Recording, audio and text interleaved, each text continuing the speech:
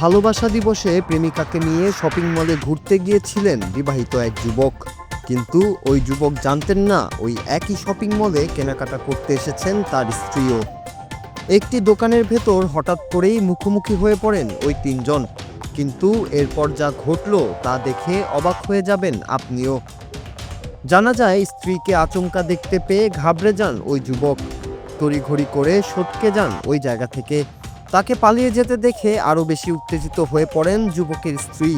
এরপরই যেন shopping mall পরিণত হয়ে ওঠে ভালোবাসার রণক্ষেত্র।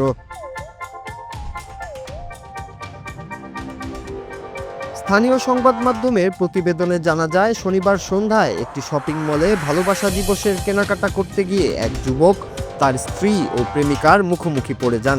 প্রেমিকার সাথে স্বামীকে অন্তরঙ্গ অবস্থায় দেখে ক্ষুব্ধ স্ত্রী বিবাদে জড়িয়ে পড়লে পরিস্থিতি উত্তপ্ত হয়ে ওঠে।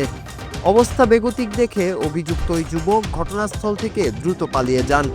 এরপর সেই শপিং মলের ভেতরেই শুরু হয় সেই দুই নারীর মধ্যে তুমুল বাকবিতণ্ডা।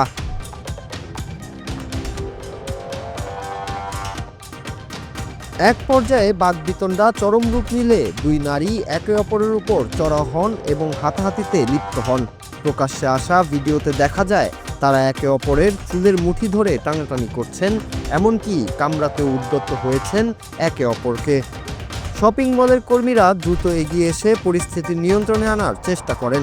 জনসম্মুখে ঘটা এই অপ্রীতিকর ঘটনার ভিডিওটি বর্তমানে সামাজিক যোগাযোগ মাধ্যমে ব্যাপক চাঞ্চল্যর সৃষ্টি করেছে। গণমাধ্যমের তথ্য পর্যালোচনা করে জানা যায়, চাঞ্চল্যকর এই ঘটনাটি ঘটেছে ভারতের উত্তরপ্রদেশের রবার্টসগঞ্জ থানা এলাকার একটি শপিং মলে। আরও জানা যায়, প্রায় 15 মিনিট ধরে এই হাতাহাতি চলে যুবকের স্ত্রী ও প্রেমিকার মধ্যে। অন্য ক্রেতাদের মধ্যে ছড়িয়ে পড়ে আতঙ্ক। মলের কর্মীরা দুই নারীকে ধরে একে অপরের থেকে দূরে নিয়ে যাওয়ার পর পরিস্থিতি নিয়ন্ত্রণে আসে। যদিও সেই ঘটনায় কারো গুরুতর আহত হওয়ার খবর পাওয়া যায়নি, তবে এই ঘটনার ভিডিও সামাজিক মাধ্যমে প্রকাশ পেতেই তা নিমিষেই ভাইরাল হয়ে গেছে নেট দুনিয়ায়। Noor Raju, Bangla TV, news desk.